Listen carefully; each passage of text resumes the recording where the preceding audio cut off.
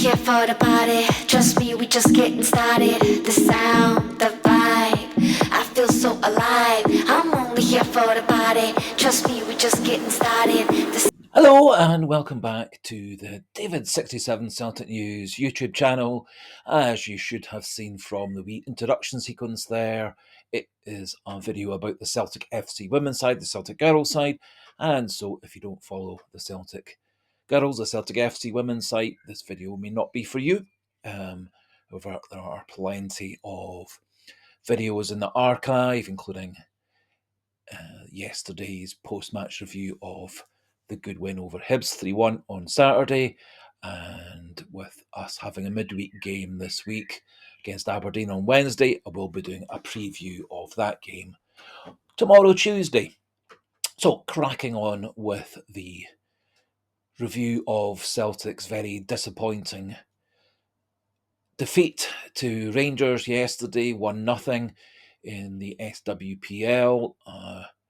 Result which was very disappointing for a great number of reasons, which we'll go into later.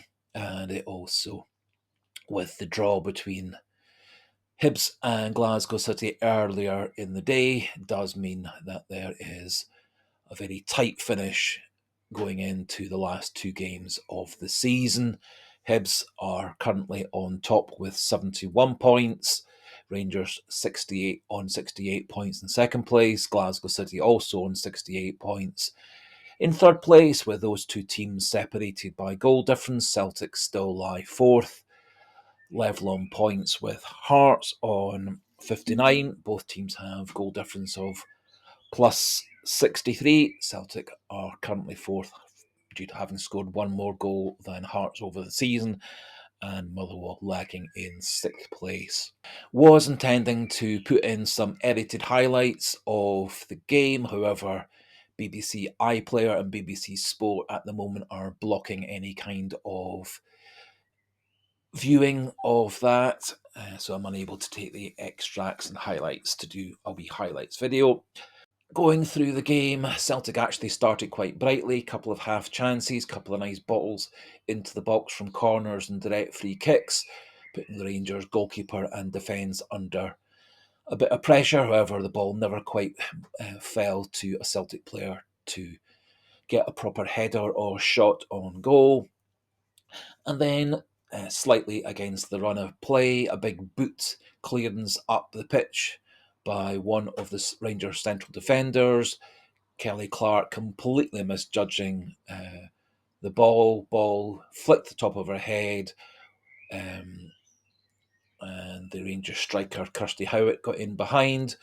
Not at all sure whether she was onside or offside, as it was very hard to see from the TV coverage whether Howitt was behind the Celtic defence when the ball was last played.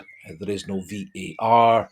I don't think the linesman was anywhere in line with the players, and so Howitt was allowed to go through on goal. Kelly Clark really showed no desire to get back and correct her awful mistake. Celia Barclay was up the pitch as well. Emma Lawton made a tremendous effort to get back. She actually managed to catch up Kirsty Howitt after Kirsty Howitt had managed to get round Kelsey Docherty. And very unluckily for Emma Lawton, she managed to kick the ball from out underneath Kirsty Howitt's feet. However, the ball then rebounded off Howitt's leg, fell right back into her path, and she was able to tap in the Rangers' goal in the 12th minute. Another example of some awful defending by Celtic's defence, whether they play a back four or a back three.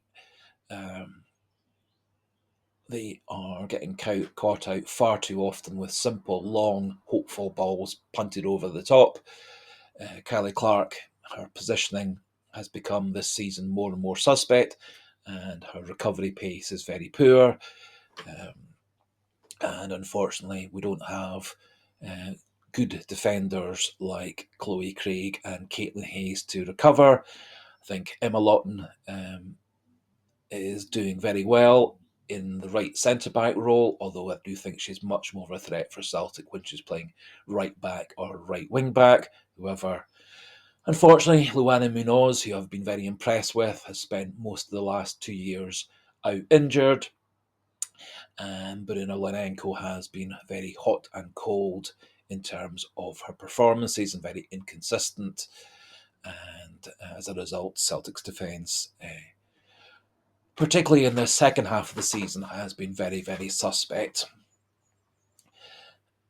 For the rest of the first half, Rangers had the ball for the majority of the time. Very few of the Celtic players seemed to show very much interest in trying to win the ball back. There was very little running off the ball, very little players showing for a pass. Um, I'll come back at the end to who I thought actually played well and played with a lot of effort and commitment and desire to win. But I only would give 3 of the starting 11 good marks. The other 8 I would give absolute failure marks, as they seemed as if they were on the beach having their summer holidays, and very few of them seemed to really bother to try and play for the team and play for the fans.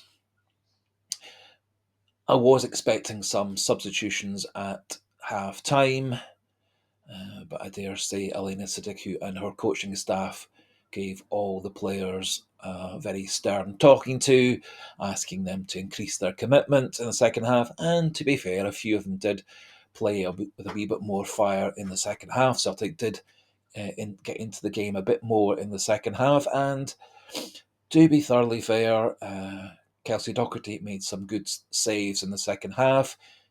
Otherwise, Rangers would have got another goal or two. However, saying that, at the other end, Saoirse twice got excellent chances to score. Her first shot was well saved by Fife, the Rangers goalkeeper. However, the shot was far too close to Fife, and it was a relatively easy save.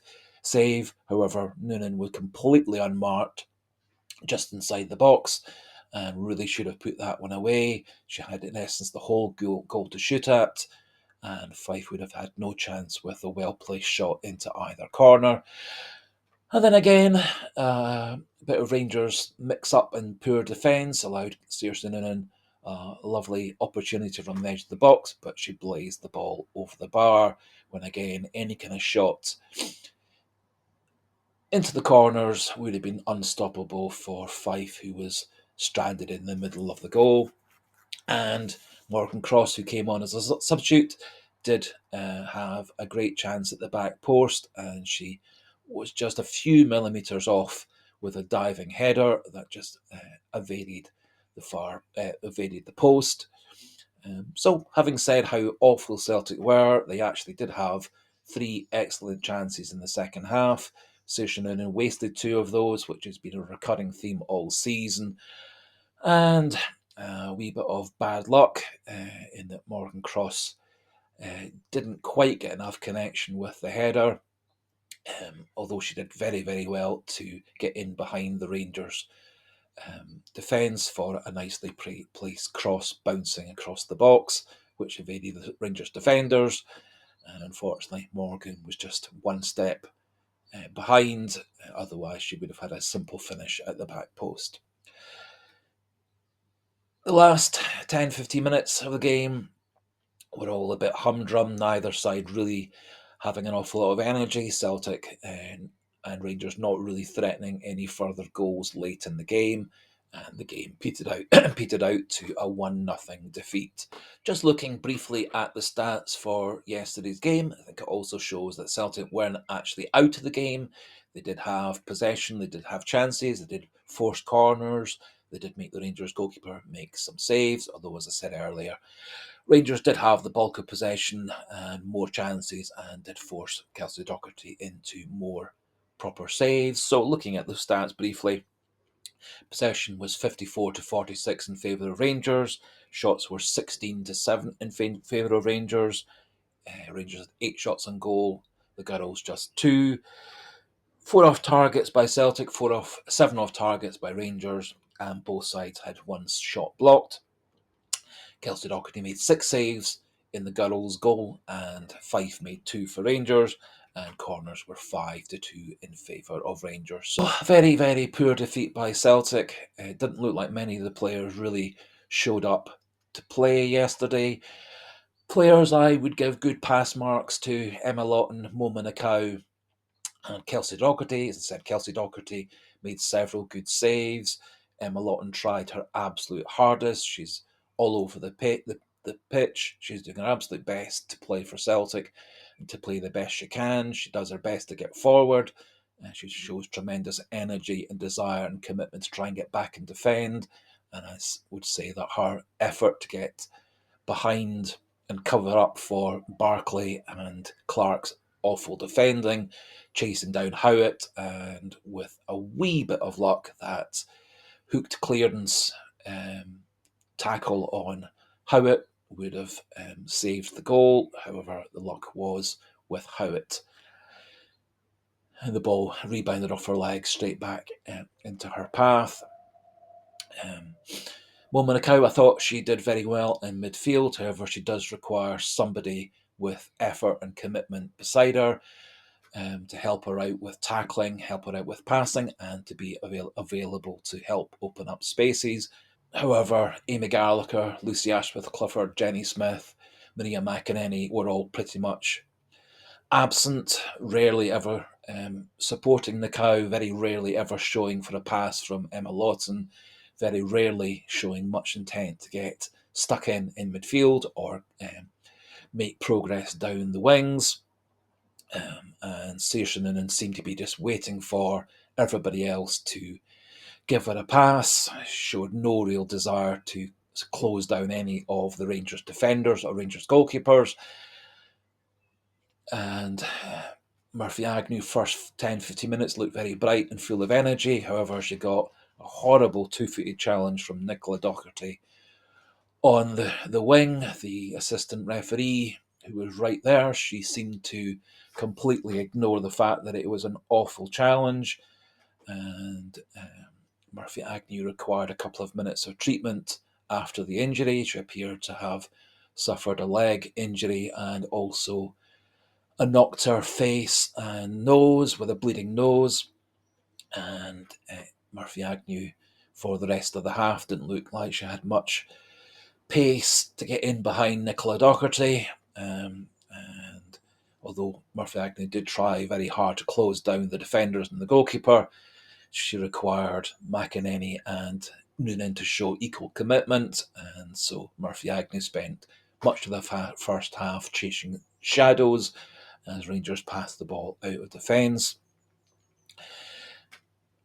Kit Lafarsky, Abby Harrison came on, as did Morgan Cross, Colette Kavanagh and Matilda Carsons.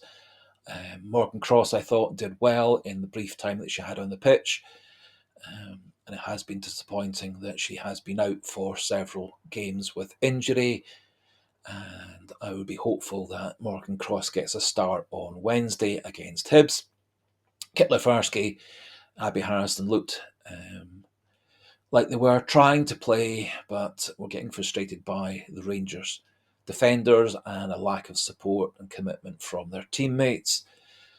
Big plus marks for Colette Kavanagh. She at least did get stuck in, kicked a few Rangers players, made lots of challenges, and showed the commitment we required. And I do wonder whether maybe starting Colette Kavanagh alongside Momo and a cow in the game against Hibs might give Celtic a bit of better control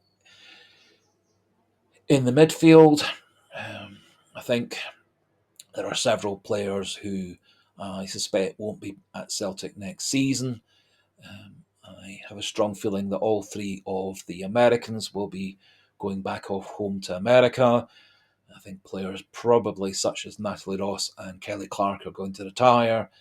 And a few others, such as Lucy Ashworth-Clifford, I think may well be leaving as their contracts expire. I think it has been interesting in recent press conferences. Elena Sadiku seems very, very frustrated in that she's trying to organise new contracts, player recruitment for next season, but seems to be getting blocked by the financial people and the board people at Celtic. And it does appear that her efforts to give players new contracts or allow players to leave and bring in new players all seems to be falling on deaf ears with regard to the people who control the finances and contracts at Celtic. Large clamour in a lot of the Celtic fan sites for Alina Sadiku to be sacked now, many of them suggesting bringing back Fan Alonso to make him the manager again. Fan Alonso did win three cups for Celtic in his time at Celtic. He did come second twice in the league. Alina Sadiku, to be fair to her, took over from Fran Alonso. At that point, Celtic were 3 points behind. Shortly after, they went 6 points behind. And of course, last season we came through from behind to win the title on the last day. And then a few months later, in August, September of 24, Alina Sadiku got the Girls into the Champions League. First time ever for a Celtic team, women's team, to get into the Champions League, and the first time ever for a Scottish team to get into the group stages of the Champions League. So I think all those are big bonuses, all big plus marks on Alina Sadiku's performance card. And it should be remembered, one game before the 6-6 split, Celtic were lying equal top, third on goal difference, but equal top on points with Rangers, Glasgow City and Hibs. And then a series of disappointing results has seen Celtic drop to fourth and possibly fifth. And many people are calling for Alina Sadiku to be sacked and someone else installed. So Celtic's next game is against Hibs. Hibs, I say, remain 3 points clear at the top of the table. And then following Wednesday's game against Hibs, which I think is going to be live on television on BBC Alba, Celtic have their final game of the season against Motherwell. The chance to hopefully get a morale and confidence building win before the end of the season. Looks like Celtic might well be ending up fourth or fifth in the table, which will be a disappointment. Although looking at the Scottish Women's Premier League over the years, there have been many seasons where Celtic have come third, fourth, fifth over the years, although they have been runner-up 4 times in total in their history. So that just about finishes things off for today. A rather sad, dispiriting, disappointing performance in many ways. As I said, I would give good plus marks to Lawton, Nakau and Docherty. I would give plus marks for the brief performances by Cross and Kavanagh. And the other players I would give fails or very bad fails in terms of performance and effort and commitment. And so until the next video, goodbye and hail.